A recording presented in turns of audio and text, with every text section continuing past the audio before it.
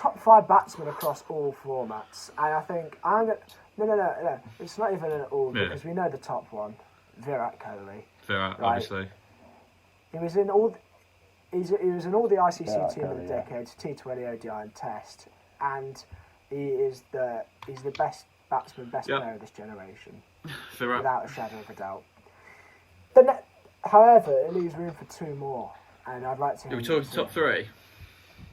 Just off top 3, off the top of your head. Was it not top 3 or top? Okay, I'd say Babar Azam. Currently, yeah. Just because he scores runs in every game, really. Mm-hmm. Like it doesn't matter if it's T20, ODI, or Test. He's scoring runs. And then I think I'm going to go Smith just because how dominant he is in Test. I know he doesn't score as much in ODI, but he does still get runs.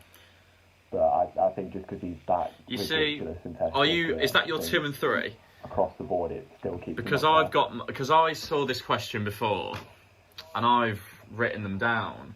Yeah. And I obviously had Kohli at 1, but I had Smith at 2. Obviously. And I had Babar at 3. So I was thinking, right. So I was like, I surely haven't just copied you again, but I've actually got them the other way around. And I think Steve Smith, what you said about the awful, obviously, Tests he's undefeated. Yeah. He's dropped off in a little bit in form currently, but still he's undefeated in Tests. It's just in white ball. He's always that security that Australia have.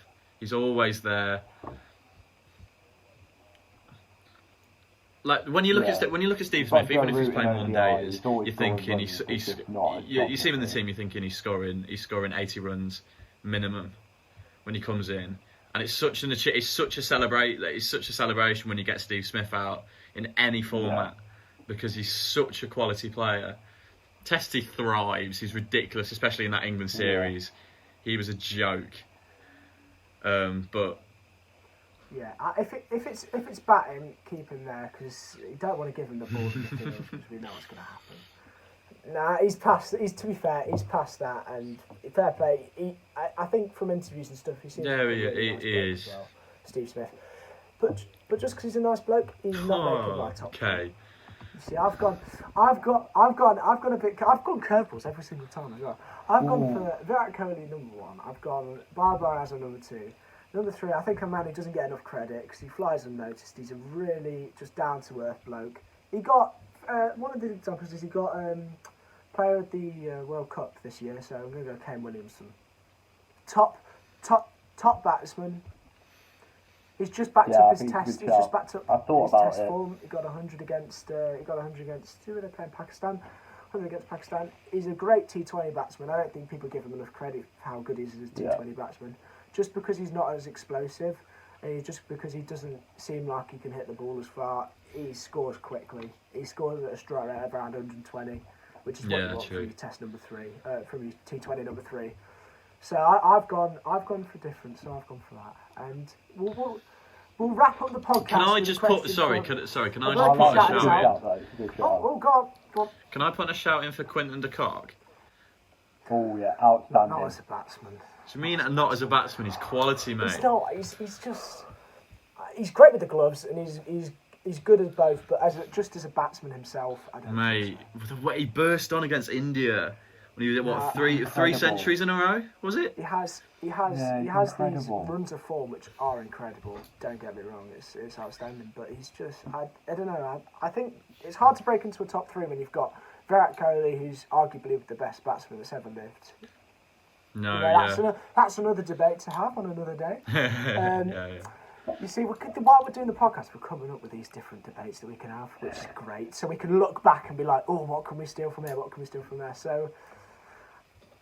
It's hard to break into that top 3 when you've got Babar Azam, who's going to be the next big thing, in my opinion. But he goes in my top 5. He goes in my top 5. As he should. Yeah. Because he can open in ODI and T20 and bat 6.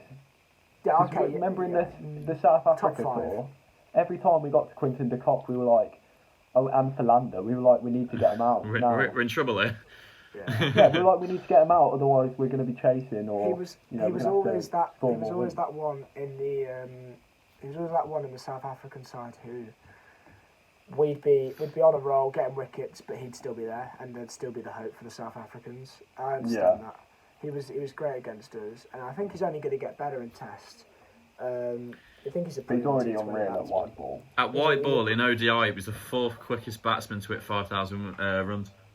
Just a little stat for you there, mate. So there's his class for you. If you don't think he's in your top 5, there's his class. It's a shame that you saved the stats bit for right at the end of the podcast when no one's listening. Well, cricket badgers will be listening. Don't discount the cricket badgers. Just a few of them out there.